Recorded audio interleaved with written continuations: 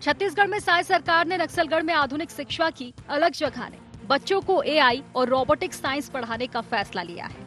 इसके साथ ही शिक्षा व्यवस्था को दुरुस्त करने के लिए युक्तियुक्तकरण की प्रक्रिया भी जारी है। दरअसल स्कूलों में निर्माण कार्य किए गए हैं और बच्चों की संख्या भी अधिक है, लेकिन यहाँ पढ़ाने के लिए शिक्षक ही नहीं है।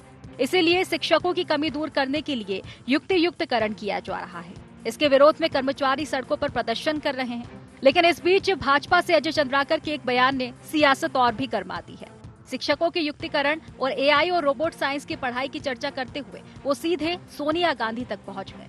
चंद्राकर ने सोनिया गांधी को इटली से आई एआई कह दिया। युक्तियुक्तकरण कर्मचारियों से सलाह मशविरा के बाद होना ही चाहिए। यदि अतिशेष हैं तो पढ़ाने वाली जगह पर जाना ही चाहिए। जो व्यवहारिक दिक्कतें हैं उसको कर्मचारी संघ से चर्चा कर लें, लेकिन अतिशेष बिठा के तनख्वाह देने का तो सवाल ही पैदा नहीं होता, किसी तरह का सवाल ही पैदा नहीं होता। एआई का जहां तक सवाल है, एआई इस सदी का नया विषय है, समझ रहे ना। कांग्रेस एआई से, इटली की एआई से चल रही है, तो एआई और कांग्रेस का पुराना नाता है। पर छात्रों के लिए, समाज के लिए, उन्नति के लिए एआई एक सब्जेक्ट है। भाजपा विधायक अजय चंद्राकर के बयान पर कांग्रेस ने तीखी प्रतिक्रिया दी है। कांग्रेस संचार विभाग के अध्यक्ष सुशील आनंद शुक्ला ने कहा कि सरकार हवाई काम कर रही है। बस्तर में बच्चों को पढ़ाने के लिए शिक्षक ही नहीं है और बात एआई और रोबोटिक साइंस की हो रही है। सोनिया गांधी पर भाजपा विधायक अजय चंद्राकर की टिप्पणी को उन्होंने मानसिक दिवालियापन करार दिया। अजय चंद्राकर इस समय फ्रस्ट्रेट हो चुके हैं। दरअसल उनको मंत्री नहीं बनाया गया है, तो उसके कारण वो कुंठित हो चुके हैं। अरे सवाल है कि बस्तर में एआई की शिक्षा दी जाएगी, बस्तर में इंटेलिजेंस की इस प्रकार की शिक्षा देने की बात की गई है, तो बस्तर में तो अभी 800 स्कूलों में आपको पहले इसके लिए प्रशिक्षकों की नियुक्ति करनी होगी। आज भी वहाँ 12,000 से अधिक शिक्षकों के पद खाली हैं। उसके बारे में जवाब देने के बजाय निश्चित तौर पर सोनिया गांधी जी इटली से आई, लेकिन भारत की बहू हैं, उन्होंने पूरा जीवन भारत की सेवा के लिए समर्पित कर दिया है। इस प्रकार के बयानबाजी करना उनके मानसिक स्तर को बताता है, किस प्रकार से गिरे हुए मानसिक स्तर के व्यक्ति हैं उसको प्रदर्शित करता है। छत्तीसगढ़ में भाजपा और कांग्रेस के बीच जुबानी जंग नहीं बात नहीं है, लेकिन विडंबना वाली बात ये है कि एआई और रोबोटिक साइंस की पढ़ाई जैसे मसले से भी सियासत अछूती नहीं बच रही। अब देखना ये है कि ये सियासत किस स्तर तक पहुंचती है। रायपुर से अद्वैत नाइक की रिपोर्ट।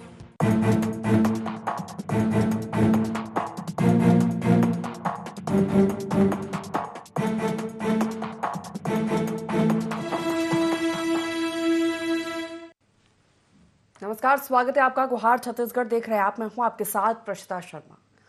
बस्तर क्षेत्र में विकास को गति देने छत्तीसगढ़ सरकार ने एआई और रोबोटिक पाठ्यक्रम शुरू करने का निर्णय किया। वहीं शिक्षकों की कमी को दूर करने संविलियन की प्रक्रिया शुरू की। सरकार के इन दो फैसलों के बाद से सियासी घमासान थमने का नाम नहीं ले रहा है। भाजपा कांग्रेस के नेता राजनीतिक गलियारों को अपने बयानों से गरमाने का काम कर रहे हैं। सोनिया गांधी तक सियासत पहुंच गई है। हालांकि सरकार की पहल अच्छी है, लेकिन तब जब सभी परिस्थितियां अनुकूल हो। बस्तर में विकास पहुंचाना या शिक्षा पहुंचाना हमेशा से एक बड़ी चुनौती रहा है। नक्सलवाद होने के चलते सरकार पहल तो कर रही है, लेकिन अब तक की स्थितियां क्या है, स्कूल में शिक्षा का स्तर क्या है, कैसा इंफ्रास्ट्रक्चर है, विपक्ष इसी पर सवाल उठा रहा है। क्या है शिक्षा पर सवाल और उस पर बवाल के मायने, चर्चा करेंगे। जान लेते गुहार के पॉइंट्स क्या है। बस्तर के लिए कितनी बड़ी देन है एआई और रोबोटिक साइंस की पढ़ाई।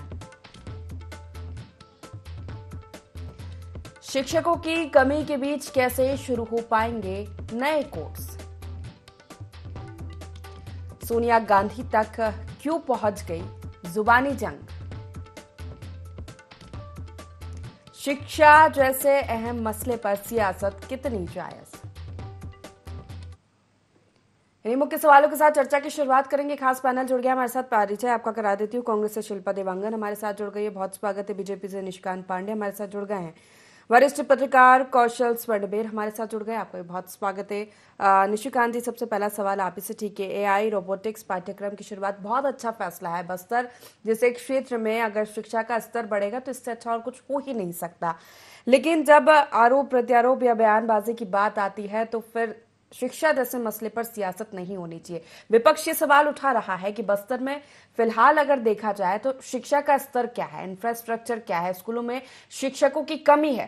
पहले इसको दुरुस्त किया जाए, उसके बाद नए पाठ्यक्रम शुरू किए जाएंगे तो शायद सही ढंग से सारी चीजें चलेंगी।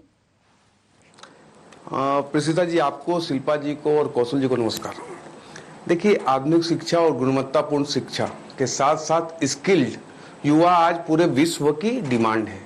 अब ये शिक्षा के साथ एआई को जोड़ना और रोबोटिक्स को जोड़ना, ये एक महत्वपूर्ण पहल है। इस पे वाद विवाद का कोई विषय नहीं होना चाहिए। हालांकि राजनीति कांग्रेस पार्टी कर रही है, लेकिन ये वाद विवाद का विषय नहीं होना चाहिए। हर कालखंड में शिक्षा में बदलाव आए हैं और जिस तेजी से 21वीं सदी में तकनीक बदला है और लोग जिस तेजी से उसको अपना रहे हैं, वैसे ही अपने हमारे छत्तीसगढ़ के छात्रों को अगर ये फैसिलिटी दिया जाए और उस पे विश्वास किया जाए तो हमारा छत्तीसगढ़ भी इस मामले में कदापि आगे पीछे नहीं रहेगा, बहुत आगे जाएगा। अभी विषय ये है कि आपने कहा कि इंफ्रास्ट्रक्चर डेवलपमेंट और शिक्षकों की कमी, तो ये 5 वर्ष तो ये सरकार में थे। इन्होंने कहा कि हमने बस्तर में स्कूल खोले। अब शिक्षक विहीन स्कूल पे जब हम 5 साल इनसे चर्चा करते थे तो बोलते थे कि एक भी शिक्षक विहीन स्कूल नहीं है। तो अब अचानक से शिक्षक की कमी कैसे होगी, एक विषय। दूसरा, अगर इंफ्रास्ट्रक्चर नहीं है तो आप 5 साल में जो बता रहे थे कि हमने आत्मानंद भी खोला, हमने बस्तर के सुदूर इलाकों में स्कूल भी खोला, 400 से ज्यादा नए स्कूल बनाए, तो फिर आप कैसे ढोल पीटे थे? कॉन्ट्राडिक्शन खुद के काम का नहीं करना चाहिए। दूसरा महत्वपूर्ण विषय, प्रसिद्धा जी आपसे सहमत हूं कि इंफ्रास्ट्रक्चर को और डेवलप करना चाहिए और मतलब जो टेक्निक है उसको आगे प्रचार प्रसार करके वहां अंत्योदय के भाव से आखिरी व्यक्ति तक पहुंचाने का काम करना चाहिए। लेकिन क्या साथ ही साथ जब विश्व सारे टेक्निक को स्वीकार कर रहा है तो हमारे बच्चे पीछे रहेंगे क्या? ऐसा कतई संभव नहीं है। तो हम उन पर विश्वास करके इस प्रयास को आगे ले जाने की कोशिश कर रहे हैं, उसमें ऐसे टीका टिप्पणी नहीं करनी चाहिए। दूसरा महत्वपूर्ण विषय कि जो कांग्रेस पार्टी कह रही है, तो आपने तो सारे पूरे प्रदेश के स्कूल की व्यवस्था को ठीक कर दिया था, तो आज ये कैसे सवाल उठ गया कि हमारे बच्चे पहले बेसिक पढ़ाई कर लें? आप तो ढोल नगाड़ा पीट के, आपका सिग्नेचर काम था आत्मानंद, ढोल नगाड़ा बजाते थे, अभी बोल रहे बेसिक शिक्षा नहीं है, तो आप अपने ही कामों को दोष क्यों दे रहे हैं? ये महत्वपूर्ण सवाल मेरा आपके माध्यम से कांग्रेस पार्टी से है कि अगर बेसिक शिक्षा नहीं मिली तो ये ढोल किसने पीटा आत्मानंद का? ये इसका जवाब इनको देना चाहिए। जी प्रसिद्धा जी, चलिए जवाब ले लेते हैं शिल्पा जी। नमस्कार। देखिए प्रशिता जी, बड़ी बड़ी बातें और हवाबाजी करने से बात नहीं बनेगी। जमीनी स्तर पर इनको ये देखने और समझने की आवश्यकता है कि जब जब भारतीय जनता पार्टी की सरकार आती है प्रदेश में, पूर्ववर्ती 15 साल भी इन्होंने शासन किया और अभी 8 महीने की साय सरकार है, तो अभी के जो परिदृश्य में है वो जब जब इनकी सरकार आती है, शिक्षा विरोधी नीति को अपनाते हैं। अब शिक्षा विरोधी कैसे हुई? 15 साल की सरकार में इन्होंने कई स्कूलों को, बस्तर के 400 स्कूल और पूरे प्रदेश में 4000 स्कूलों को बंद करने का कार्य किया। अभी आज के परिदृश्य में 300 से अधिक स्कूल ऐसे हैं जिसमें शिक्षक नहीं है। आप देखिए, आंकड़े देखिए, 5500 स्कूल ऐसे हैं जिसमें एक शिक्षक है। तो इसमें क्या होनी चाहिए? भर्तियां होनी चाहिए, शिक्षकों की भर्तियां होनी चाहिए। इन्होंने क्या किया कि मैं दोनों में तुलनात्मक अध्ययन भी बताऊंगी। भारतीय जनता पार्टी ने वादा किया था अपने घोषणा पत्र में कि ये शिक्षकों की भर्ती करेंगे। बस्तर में 12000 शिक्षकों के पद खाली है, इनको भर्ती करना चाहिए। पहली सीढ़ी पार करें, फिर आगे की सीढ़ी की बात करें, हम तो सपोर्ट करेंगे। पर एक के बाद एक आप व्यवस्थाएं दुरुस्त करते जाइए। आपके इस वादे का क्या हुआ जब शिक्षकों की भर्ती होनी चाहिए थी? भूपेश सरकार की बात कर लेते, पूर्ववर्ती कांग्रेस सरकार ने तो भर्तियां की। आप देख लीजिए, 14500 नियमित शिक्षक और 12700 नियमित, कुल मिला के 27000 शिक्षकों की भर्ती की। ये प्रक्रिया और भी 33000 शिक्षकों की शुरू थी प्रक्रिया, परंतु जैसे ही भारतीय जनता पार्टी की सरकार आई है, ये प्रक्रिया जो है रोक लगा दी गई है। तो सवाल वही तो उठते हैं प्रशिता जी कि शिक्षकों की भर्तियां क्यों नहीं करवा रही है भारतीय जनता पार्टी की सरकार, उसे कंटिन्यू क्यों नहीं कर रही है? दूसरी बात है, ये ऐसा जो पाखंड करने की कोशिश कर रहे हैं, बेसिक सुविधाएं उपलब्ध नहीं है, जहाँ बिजली उपलब्ध नहीं है, इंटरनेट उपलब्ध नहीं है, कंप्यूटर्स उपलब्ध नहीं है, वहां आप यदि उच्च शिक्षा की और तकनीकी शिक्षा की बात करते हैं तो ये हवाबाजी और पाखंड ही लगती है। आप उनका भी सवाल है ना, 5 साल आपकी भी सरकार रही है, आप बस्तर में विकास करवाने के दावे कर रहे हैं, तो फिर उसका क्या कि जब बेसिक इंफ्रास्ट्रक्चर डेवलप नहीं हुआ है तो फिर आगे की बात आप कैसे करेंगे? शिल्पा जी, मुझसे सवाल है जी प्रिशिता आप जी? ही से सवाल है। देखिए, हमारी सरकार ने जितनी भी चीजें हैं 5 साल में शिक्षकों की भर्ती भी की और आत्मानंद जैसे स्कूल सुदूर अंचल क्षेत्रों में खोले भी, वहां गुणवत्तापूर्वक शिक्षा का कार्य किया जा रहा था। आप ये बताइए कि अभी आत्मानंद स्कूलों में ग्रहण लगाने का कार्य भारतीय जनता पार्टी क्यों कर रही है? उसे उन्नयन का काम करना चाहिए। हम सकारात्मक विपक्ष के तौर पर हम सपोर्ट करते, परंतु इनकी जो मंशा होती है, विद्या मितान जो बस्तर के सुदूर क्षेत्रों में अपनी सुविधाएं दे रही थी, उन्हें जबरिया नौकरी से निकालने का कार्य कर रहे हैं, अतिथि शिक्षकों को निकालने का कार्य कर रहे हैं। तो ये खुद नहीं चाहते हैं कि बस्तर के हमारे आदिवासी भाई बहनों के बच्चे पढ़ लिख चलिए ठीक है, जवाब दूंगी निशिकांत जी से। उससे पहले पढ़ेंगे, कौशल जी से इस पर प्रतिक्रिया की। सबसे पहले तो इसी पर आपसे जानना चाहूंगी कि बस्तर में एआई और रोबोटिक साइंस की पढ़ाई पाठ्यक्रम शुरू होना कितनी बड़ी देन हो सकता है ऐसे क्षेत्र में जहां विकास या शिक्षा का स्तर पहुंचाना या विकास करना उस क्षेत्र में हमेशा से एक बड़ी चुनौती रहा है। देखिए, निश्चित तौर पर सबसे मूलभूत आवश्यकता में यदि कोई चीज है तो वो है शिक्षा।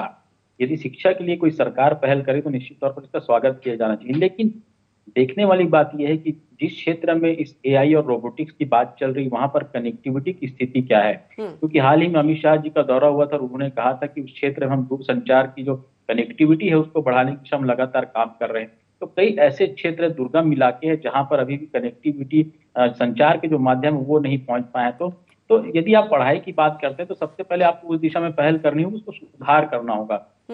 निश्चित तौर पर जो बच्चे हैं, सुदूर अंचल के जो बच्चे हैं, उनको शिक्षा का अवसर मिलना चाहिए और वो जो शिक्षा जो शहर के बच्चे जिनको मिल रहा है वो भी उनको मिलना चाहिए। सरकार की जो पहल है इसका स्वागत करते हैं, लेकिन आपको देखना होगा कि वहां पर इस तरह की स्थिति निर्मित हो कि पढ़ाई हो सकती है कि नहीं हो सकती। क्योंकि यदि वहां का बच्चा भी रोबोटिक्स और एआई से पढ़ाई करेगा तो शहर में जो बच्चे पढ़ाई कर रहे हैं वो उस तरह के स्तर में वो पहुंच सकते हैं। लेकिन सिर्फ हवाबाजी नहीं होनी चाहिए, सिर्फ बयान देने के लिए हम कर रहे हैं ऐसा नहीं होना चाहिए। धरातल पर क्या काम हो रहा है, फील्ड पर क्या काम हो रहा है, ग्राउंड में यदि उसका इम्प्लीमेंट नहीं हो रहा तो मुझे ऐसा लगता है कि इस तरह की बातें बंद करना रह जाए। क्योंकि यदि कोई व्यक्ति सबसे अधिक सफल हो सकता है तो शिक्षा के माध्यम से आगे बढ़ सकता है। यदि शिक्षित व्यक्ति समाज में कहीं पर भी खड़ा हो तो अपनी बात रख सकता है। और सुदूर अंचल जहां पर शिक्षा की पहुंच नहीं, जहां पर स्कूल के भवन नहीं है, जहां पर शिक्षक नहीं है और जहां पर कई किलोमीटर तक सड़क नहीं है, जहां पर बच्चे स्कूल नहीं जा पाते, तो ऐसी स्थिति में वहां पर पहले इंफ्रास्ट्रक्चर डेवलपमेंट की बात करनी होगी। यदि वहां पर इंफ्रास्ट्रक्चर डेवलपमेंट है तो इंटरनेट कनेक्टिविटी की बात करनी होती है। यदि इंटरनेट कनेक्टिविटी है उसके बाद यदि रोबोटिक्स की पढ़ाई होती है तो मुझे ऐसा लगता है कि काफी अच्छी पहल है सरकार की और इससे आने वाले दिनों में बस्तर का विकास होगा और वहां के जो बच्चे जो इंटरनेट और बाहरी दुनिया से जो दूर हैं उनसे उनको जोड़ने का बहुत बेहतरीन अवसर मिलेगा। और यही वजह है कि सरकार इस तरह की बातें कर रही है। निश्चित तौर पर एक काफी अच्छी पहल है और इस माध्यम से वो विश्व के हर कोने से जुड़ सकता है और उस दिशा में सरकार को ये भी कोशिश करनी चाहिए कि यदि उस माध्यम से पढ़ाई करने की शुरुआत कर रहे हैं तो क्या वैसे ट्रेंड टीचर वहां पर हैं, क्या वैसा स्टाफ है जो बच्चों को एआई और इंटरनेट के माध्यम से पढ़ाई करवा सकता है, क्या रोबोटिक्स से पढ़ाई करने वाले हमारे पास ट्रेंड स्टाफ हैं। तो इन सब चीजों को देखना होगा, पहले इसकी तैयारी करनी होगी। निश्चित तौर पर आप पढ़ाई करवाइए क्योंकि शिक्षा पर सबका अधिकार होना बहुत जरूरी है। निशिकांत जी, इन पर चर्चा होती जो कि बहुत बेसिक है, जिन पर काम होना बहुत जरूरी है, लेकिन अजय चंद्राकर जी ने जो बयान दिया है उसके बाद ही सियासत गरमाई है ना। सोनिया गांधी तक पहुंचने की क्या जरूरत थी? अभी हमारी बहन कह रही थी कि हमने स्कूल खोले और हमने व्यवस्थाएं बनाई। मैं आपके माध्यम से एक सवाल पूछना चाहता हूं अपनी बहन से कि अभी तक प्रदेश में प्राइमरी और मिडिल और हायर सेकेंडरी कितने स्कूल है, आपको जानकारी है क्या? 5 साल में आपने 700 स्कूल जरूर खोले, लेकिन आज के दिनांक में कितने स्कूल हैं पूरे प्रदेश में, आपको जानकारी है क्या इसका? शिल्पा जी जवाब मांग रहे हैं। चलिए, आपको जानकारी नहीं होगी, मैं समझ सकता हूँ। तो 53,400 स्कूल हैं पूरे प्रदेश में, प्राइमरी, मिडिल और हायर सेकेंडरी। ये स्कूल 15 साल के कालखंड में बनाए गए। जो आप बोल रहे हैं ना कि इन्होंने 15 साल में कुछ काम नहीं किया, विषय ये है शिल्पा जी, देखिए अभी जो हमारे बड़े भाई कौशल जी कह रहे थे, वास्तव में अगर हमने ये काम कर लिया, हमारा प्रयास है, हमने अपनी मंशा रखी है, हमारी कल्पना है कि संकल्प के साथ इसको फलीभूत करें, लेकिन जहाँ कनेक्टिविटी आ चुकी है, जहाँ सड़क बन चुकी है, जहां सुरक्षा व्यवस्था है और स्कूलें संचालित है, और वहां पे ट्रेंड शिक्षकों को भेज के अगर हम ये पढ़ाई करा सकते हैं तो हमारा बस्तर का छात्र शिल्पा जी प्लीज, शिल्पा जी प्लीज, आप कांग्रेसी हैं लेकिन थोड़ा सा आपको उसमें रहना चाहिए, please have some patience. Shilpa ji, हाँ मैं ये कह रहा था, देखिए पूरी दुनिया में भारत की युवा शक्ति का सामर्थ्य को पूरी दुनिया ने समझा है और स्वीकार किया है। अगर हम एआई के साथ या रोबोटिक्स की पढ़ाई के साथ अपने बस्तर के दूरस्थ अंचल को जोड़ पाए और हमारे युवा वहां से संकल्पित होकर निकलते हैं, प्रीशिता जी आप कल्पना नहीं कर सकते कि क्या बदलाव आएगा। यही नियत निर्लार योजना का एक जो हमने नया रास्ता खोला है, आपका एक महत्वपूर्ण गांव, आपका अपना गांव को इतना शानदार तरीके से बनाया जा रहा है, उसमें यही सारी चीजें, सड़क, बिजली, पानी, स्कूल, शिक्षा, स्वास्थ्य, ये सारी चीजें हैं। साथ ही साथ जो ये गुणवत्तापूर्ण शिक्षा की हम बात कर रहे हैं, बेसिक शिक्षा तो होगी होगी उन बच्चों की, लेकिन रायपुर का छात्र और बस्तर के छात्र में जो अंतर है उसको दूर करना है, और हमारे कोई भी छात्र कहीं भी कॉम्पिटिटिव एग्जाम में जाए या किसी भी तरह करे, बहुत अच्छा करके आ सकते हैं, ये विश्वास हमको है। इसलिए सरकार ने ये योजना लाई है और ये पढ़ाई हम कराने जा रहे हैं। और रही बात कौशल जी जो आपने कही, सरकार तैयारी कर रही है, अपने शिक्षकों को ट्रेंड करके ही आप भेजेंगे फील्ड में, ऐसा कल्पना आप मत कीजिए कि ऐसा नहीं हो सकता। हो सकता है, हम बेहतर दिशा में आगे बढ़ रहे हैं, पूरे विश्वास के साथ आगे बढ़ रहे हैं, इसमें कोई किंतु परंतु नहीं है। लेकिन प्रीशिता जी जो आपने अजय चंद्राकर जी की बात कही, देखिए विषय है, आप बाहरी चीजों को स्वीकार तो करते हैं लेकिन अपने छात्रों को देने की स्वीकृति नहीं है। जब कोई चीज बेहतर हो रहा है आपको टीका टिप्पणी करनी है। आप बोलते हो बेसिक शिक्षा की समस्या है, तो 5 साल में आप इतना बड़ा ढोल बजा रहे थे, क्यों बजा रहे थे? फिर आप क्षमा मांगे पूरे प्रदेश से? नहीं मांगेंगे। विषय यही है कि आपको अपने पे भी विश्वास नहीं है और अपने प्रदेश के युवा भविष्य पे भी भरोसा नहीं है कि वो अच्छा कर सकते हैं। हमें विश्वास है, हमने 15 साल में इस प्रदेश में देखा है, और नए जो सरकार में हम आए, हमें अभी भी लगता है कि हमारे क्षेत्र का युवा पूरे विश्व में नाम रोशन करने की ताकत रखता है। बस उसको थोड़ा सा सहयोग और सपोर्ट की आवश्यकता है। जी प्रीशिता जी। ठीक है, शिल्पा जी बोलिए। देखिए, निशिकांत जी जिस प्रकार से सवाल पूछते हैं, वो अपने सवालों के तो जवाब नहीं देते हैं और उल जलूल सवाल पूछते, उल जलूल भी नहीं, जो इजीली इंटरनेट में उपलब्ध रहते हैं, जो निजी स्कूलों की, जो सरकारी स्कूलों की जो संख्या है, इंटरनेट में गूगल करेंगे तो हर बच्चे को पता चल जाएगा कि 48,000 का इसमें वो दिखा रहा है, आंकड़ा दिखा रहा है। तो इस आंकड़े पर मैं बात नहीं करना चाहती, मैं बात करना चाहती हूँ तकनीकी क्षेत्र में, डिजिटल प्लेटफॉर्म में क्या बस्तर तैयार है, बस्तर के जो क्षेत्रीय अंचल है वो तैयार है कि इंटरनेट सुविधा की उपलब्धता पर्याप्त है? आप इस पर बात क्यों नहीं करते? चलिए वो भी छोड़िए, इंटरनेट तक भी आप मत जाइए, उसको भी गूगल मत करिए। आप गूगल करिए कि आपकी सरकार ने कितने शिक्षकों की भर्तियां की।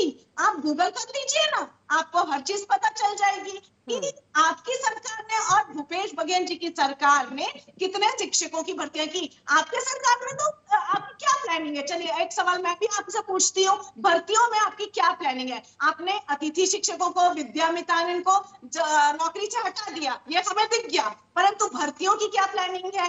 और ये शिक्षक खाली होने के जो आप सवाल पूछते हैं ना, कि ये प्रैक्टिकल बात है कि हर महीने कई शिक्षक रिटायर होते हैं। प्रीशिता जी आप भी जानते हैं कि रिटायरमेंट की अवधि में कई शिक्षक रिटायर हो जाते हैं। उन खाली पदों की जो रिक्त पद है उनकी भर्तियों के लिए भारतीय जनता पार्टी के पास क्या प्लान है, आप बता दीजिए। हम यही तो सवाल बार बार उठा रहे हैं, आप इस पर प्लानिंग की बात नहीं करते हैं और आप बड़ी बड़ी बातें करके जनता को भ्रमित करने की कोशिश करते हैं। आप पहले एक सीढ़ी पार कर लीजिए, आपको 10वीं मंजिल में जाना है, हम भी सपोर्ट करेंगे, परंतु पहली दूसरी मंजिल तो क्रॉस कर लीजिए निशिकांत जी, उसके बाद ही आगे की मंजिल का रास्ता तय होगा।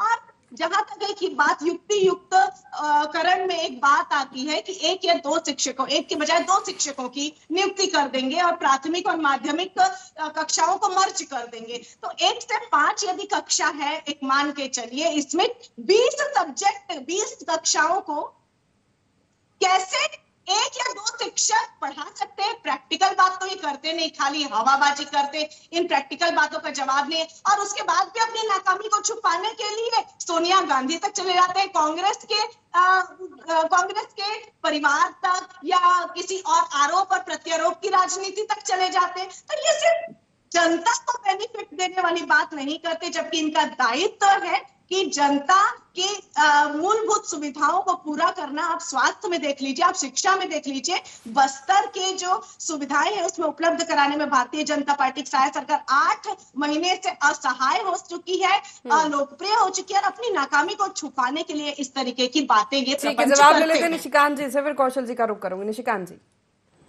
मुझे इनकी बात कुछ समझ में आई नहीं, सुनाई नहीं दे रहा था। आप अगर कुछ रिपीट कर पाए तो बताएंगे, मैं इसलिए शिक्षक जवाब भर्ती देता को लेकर सवाल उठा रही है शिल्पा जी, पहली चीज। दूसरी चीज, बेसिक मूलभूत सुविधा जो बस्तर क्षेत्र में आज भी नहीं है, इंटरनेट, ये टेक्नोलॉजी पढ़ाने की आप बात कर रहे हैं, लेकिन इंटरनेट की सुविधा क्या है? शिल्पा जी शायद मतलब बस्तर गई नहीं है या जाती नहीं है, जानकारी नहीं है। बस्तर के दूरस्थ अंचल में भी आप बीजापुर जाओ, दंतेवाड़ा जाओ, सुकमा जाओ, नारायणपुर, कोंडागांव के आखिरी छोर तक जाओ, अगर इंटरनेट नहीं मिलेगा, आपके माध्यम से, आपके मध्यस्थता में मैं ये तय करा सकता हूँ कि अगर इंटरनेट नहीं मिलेगा तो जो बोलेंगे सो मान जाऊंगा। शिक्षक भर्ती की बात कर रही है, ये आपको विपक्ष में आने के बाद ध्यान आया कि शिक्षक विहीन इतने स्कूल हैं, आपको ये विपक्ष में आने के बाद ध्यान आया? उस समय तक तो आपको ढोल बजाने से फुर्सत नहीं थी। विषय ये है, देखिए हमारा 5 साल का सरकार, हमने संकल्प भी लिया, हम कह भी रहे शिक्षक भर्ती करेंगे। अभी 8 महीने हुए, 5 साल की सरकार थी, सरकार ने भर्तियां की है, आप नहीं उस पर काम कर रहे हैं। तो ये तो बोल रहे हैं कि कितने सैकड़ा स्कूल जो है शिक्षक भी हैं, तो आप उसमें भर्ती क्यों नहीं कर पाए? वो तो आपकी देन है ना।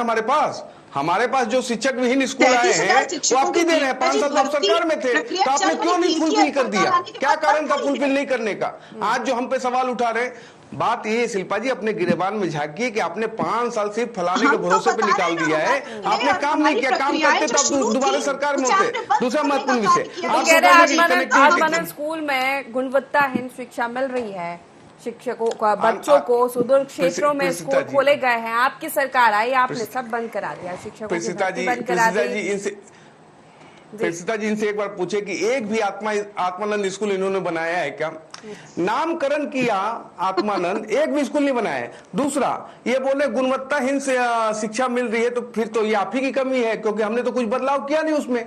हमने क्या बदलाव किया? जो आपका आत्मानंद चल रहा था उसमें हमने कोई बदलाव नहीं किया है, तो ये यानी कि आप ही गलती है। फिर विषय पर आप बदलते हैं, विषय को बदलने की आवश्यकता नहीं है। अगर 10 सेकंड प्रेसिडेंट जी, मैं ये बोल रहा हूँ कि अगर कनेक्टिविटी नहीं है कहीं और कहीं है, मान ली बस्तर के एक क्षेत्र में कनेक्टिविटी है और एक में नहीं है, तो जहाँ कनेक्टिविटी है वहां से प्रारंभ कर सकते हैं, और जहाँ कनेक्टिविटी नहीं है वहाँ कनेक्टिविटी पहले पहुंचाएंगे, फिर ये पढ़ाई की शुरुआत करेंगे। इसमें समस्या क्या है इनको? आपके पेट में दर्द इसलिए हो रहा है कि आपने कुछ तो कर नहीं पाए। अगर हमारी सरकार कुछ कर रही है तो आपके पेट में दर्द हो रहा है। चलिए ठीक है कौशल जी, तमाम दावे राजनीतिक दल जब सत्ता में रहते काम करने के करते हैं, और बस्तर जैसे क्षेत्र में जो नक्सलवाद से प्रभावित है, और ऐसे क्षेत्र में विकास पहुंचाना, सरकार हालांकि कोई किसी की भी रही हो, दावे खूब किए गए, लेकिन आज भी अगर परिस्थितियां देखें तो अनुकूल नहीं है। वहां पर बहुत जगह पर काम होना जरूरी है। शिक्षा जैसे महत्वपूर्ण मुद्दे पर सियासत कितनी जायज लगती है आपको? शिक्षा पर सियासत बिल्कुल नहीं होनी चाहिए, क्योंकि यदि बस्तर और दूरस्थ अंचलों का विकास किसी माध्यम से हो सकता है तो वह है शिक्षा। क्योंकि नक्सल इलाकों में शिक्षित यदि युवा होंगे, शिक्षित बच्चे होंगे, तो नक्सली भी वहां पर पैर नहीं पसार पाएंगे। यही वजह, यह भी शिक्षा के कारण ही वहां पर जो नक्सली जो है वो आसानी से पैर पसार लेते हैं, और भोले भाले जो लोग हैं उनको बहका ले जाते हैं। यदि वहां का बच्चा शिक्षित होगा, वहां के बच्चे के पास सोच समझ होगी, वहां का बच्चा आगे बढ़ने की ललक रखेगा, तो नक्सलवाद जैसी चीजों के लिए वहां पर कोई जगह नहीं होगी। और यदि शिक्षा का वहां पर सही तरीके से विकास किया गया तो मुझे ऐसा लगता है कि आने वाले सालों में बस्तर देश का सबसे बेहतरीन पर्यटन स्थल के रूप में जाना जाएगा, क्योंकि वहां का जो पर्यटन है वो नक्सलवाद के कारण छिपा हुआ है। और मुझे ऐसा लगता है कि शिक्षा को वहां पर निश्चित तौर पर बढ़ावा देना चाहिए। सरकार को इस दिशा में जो भी पहल हो करनी चाहिए, और ठोस इंतजाम के साथ उतरना चाहिए मैदान में।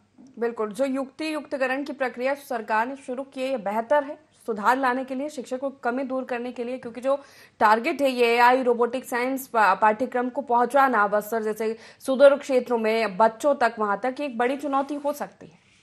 कौशल जी, निश्चित तौर पर देखिए, चुनौती बस्तर क्षेत्र में हर कदम पर है। जो आप यदि आप जगदलपुर की बात करें उसके अंदर चले जाएंगे, सुकमा की बात करें उसके अंदर चले जाएंगे, तो जो शहरी इलाके हैं वहां पर आपकी पहुंच आसानी से है। लेकिन जहां पर आप शहर से 50 किलोमीटर अंदर जहां पर सड़कें नहीं है, जहां पर सीधे आप पगडंडी के माध्यम से पैदल जा सकते हैं, तो ऐसी स्थिति पर निश्चित तौर पर चुनौती है। लेकिन वहां पर आज भी बहुत से शिक्षक ऐसे हैं जो काम कर रहे हैं, बहुत से स्वास्थ्य कर्मी ऐसे जो काम कर रहे हैं, बहुत से ऐसे जो सेवा भाव से लगे लोग हैं जो वहां पर दूरस्थ अंचलों में जाके काम करते हैं, और ऐसे शिक्षक भी हैं जो लगातार उस गांव में जाकर रहते हैं और काम करते हैं, बच्चों को शिक्षा दे रहे हैं। तो कहीं न कहीं उस चुनौती का सामना करने का जज्बा वहां के लोगों में भी है, और यही वजह है कि बहुत सारी जगहों पर बच्चे पढ़ाई कर रहे हैं और बच्चे वहां से पढ़ के बाहर निकल रहे हैं। आप देखेंगे बस्तर एक ऐसा जगह है जहां से काफी प्रतिभाएं निकल रही है, और यही वजह है कि एक दिन पहले ही सरकार ने घोषणा की कि वहां के जो बच्चे हैं जो व्यावसायिक पाठ्यक्रमों में यदि भर्ती लेना चाहते हैं तो उनको निःशुल्क 4 लाख तक लोन भी देंगे। तो कहीं न कहीं उस दिशा में लगातार सरकार प्रयास कर रही है, और सरकार के प्रयासों पर यदि कोई फलीभूत कर सकता है तो वहां के जो शिक्षक है, वहां के जो स्थानीय लोग हैं और वहां के जो बिल्कुल जनप्रतिनिधि चुनौती है हैं, इस पर मुझे ऐसा लेकिन लगता है अगर कि सियासत बिल्कुल नहीं होनी चाहिए। गुजरने का जज्बा हो तो कुछ भी किया जा सकता है, और बस्तर जैसे क्षेत्र में अगर शिक्षा का स्तर बढ़ेगा तो इससे अच्छा और कुछ नहीं हो सकता। बहुत शुक्रिया आप तीनों मेहमानों का हमारे साथ जुड़ने के लिए। लेकिन ऐसी शिक्षा व्यवस्था पर या शिक्षा के एक लेवल अप पर सियासत छत्तीसगढ़ में हो रही है। विपक्ष के सवाल है कि वहां का इंफ्रास्ट्रक्चर डेवलप नहीं है, शिक्षक नहीं है, तो एआई रोबोटिक्स आप कैसे पढ़ाएंगे? पहले बेसिक सुविधा तो वहां के लोगों को दीजिए। हालांकि सरकार का यह दावा है कि हम बॉटम से टॉप तक हर चीज को दुरुस्त करेंगे और वेल ट्रेंड शिक्षकों को वहां पर भेजेंगे जो बच्चों को ट्रेन करेंगे। हालांकि ये देखना होगा, सरकार की पहल अच्छी है लेकिन ये जमीनी स्तर पर कब तक उतर पाती है। गुहार छत्तीसगढ़ में फिलहाल इतना ही। बने रहिए N24 के साथ। नमस्कार।